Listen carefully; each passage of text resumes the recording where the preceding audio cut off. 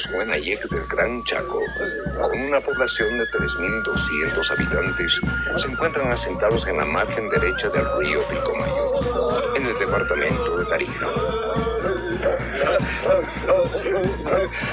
La falta de lluvias y las continuas sequías han deteriorado notablemente el territorio. Los efectos más demostrativos son la erosión y la pérdida de especies nativas de donde los Huenayec obtienen sus alimentos. Lo cual es el español, cuando ellos han venido después de tiempo, la guerra del Chaco, nos han cambiado nombre de Huenayec, diciéndonos que somos matacos, porque éramos muy bravos, que no se dejábamos acercar ninguno de ellos. El territorio, para los Huenayec, como para la mayoría de los pueblos indígenas, es cuestión de vida o muerte. Su principal actividad es la pesca, alternando periodos que dedican a la fabricación de artesanías, muebles de madera y tejidos de fibras de carahuata, variedad de cactus de la zona. Otra de sus actividades es la recolección de miel y frutos del bosque. La fuente principal de proteínas y de recursos económicos para los Huenayec es el sábalo del río Pilcomayo. Es el alimento más fuerte que todo alimento del campo. Y mucho cuidado la gente. Lo tenía cocido y guardado para hasta otro año. Que sacamos iguana, no que sacamos quincho, todo eso es cacería del campo para recolectar.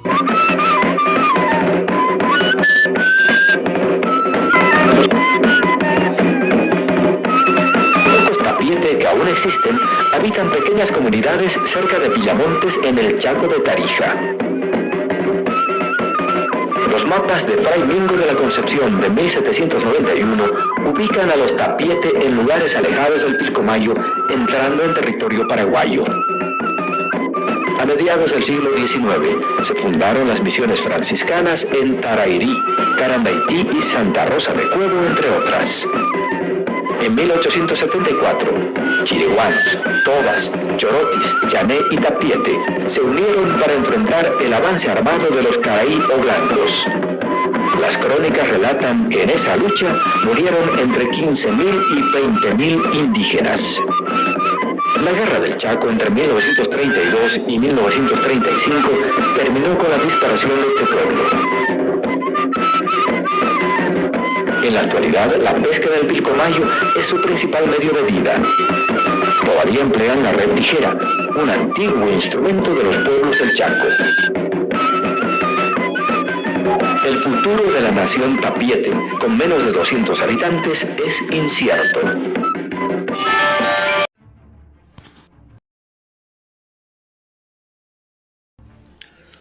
Los indios Toba, pueblo indígena sudamericano.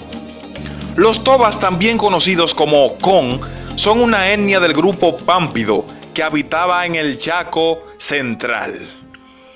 Hacia el siglo XVI comenzaron a habitar gran parte del norte de Argentina, por las actuales provincias de Salta, Chaco, Santiago del Estero, Formosa y en la provincia de Gran Chaco en el sudeste del departamento de Tarija, en Bolivia, país que habitaron hasta principios del siglo XXI. Como típicos pámpidos, se caracterizan por sus elevadas tallas y por predominar entre ellos los individuos dolicocefalos. Se les considera una de las más importantes etnias del grupo de los guaycurúes, voz de tono insultante que dieron los guaraníes a sus principales oponentes en el Gran Chaco. Su idioma se denomina Con y Atac, y desde los puntos de vista lingüístico se le suele incluir dentro del grupo de idiomas guaycurúes. El término toba deriva del guaraní toba, que significa frentón. El mismo fue adoptado por los chiriguanos para referirse a un grupo de guaycurúes que habitaban en el Chaco central y el Chaco austral. Lo que no se han mezclado con europeos, tener hijos e hijas con indoamericanos es bastante frecuente ya desde fines del siglo XIX, tal como ocurre con otras etnias originarias del cono sur. La cultura de los Con era funcional a sus costumbres y tradiciones. Vivían en habitaciones de leños recubiertas de paja, habitáculos que solían medir unos 2 metros de diámetro.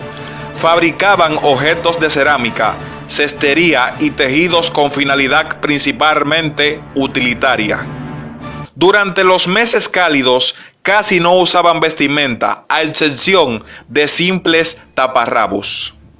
También durante los periodos fríos llegaban a abrigarse con ponchos. A la llegada de los españoles en el siglo XVII, los Con habitaban principalmente las regiones del Chaco, actualmente salteño y tarijeño, y desde allí se extendían imbrincándose con otras etnias.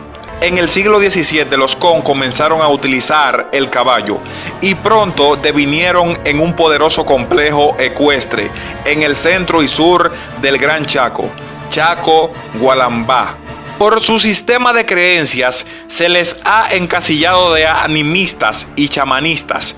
Poseían un culto a los seres de la naturaleza y la creencia en una divinidad máxima. Desde él se mantienen aún por transmisión oral resistente este sistema religioso, aunque muchos han adoptado a su modo el cristianismo, en particular el llamado pentecostal, ya que sus chamanes en muchos casos se convirtieron en pastores protestantes. Hasta el siglo XIX eran un pueblo predominante cazador, recolector, seminómade, que marchaba en pos de sus recursos alimenticios, y existía entre ellos una fuerte división de trabajo. A temprana edad se dedicaban a la caza y a la pesca, y las mujeres a la recolección y a una incipiente agricultura hortícola, en gran medida influida por aportes andinos y amazónicos.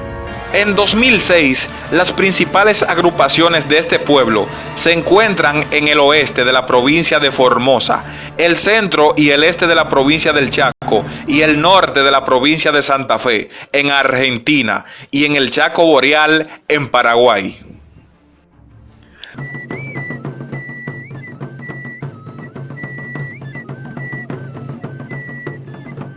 La presencia guaraní en Bolivia se atribuye a 3 grandes migraciones: la del Mato Grosso, que entró por territorio chiquitano, la del Chaco, que llegó hasta la cordillera, y la que provino desde el río Paraná, ingresando hasta el Pilcomayo en su búsqueda de la mítica Iwimará, o tierra sin mal. Esta nación se destacó por la resistencia a la conquista española y también a la de los incas. Durante la colonia y después en la República, los guaraní fueron perseguidos y muchas veces expulsados de sus territorios originarios. Viven en comunidades de varias familias que comparten una relación solidaria, característica de este pueblo. Cultivan parcelas de maíz, yuca, arroz, maní, caña de azúcar, cítricos y calabazas, entre otros productos. Su organización político-social reconoce a un Murubichaguasu, capitán grande, como su principal autoridad originaria. Gracias por su atención.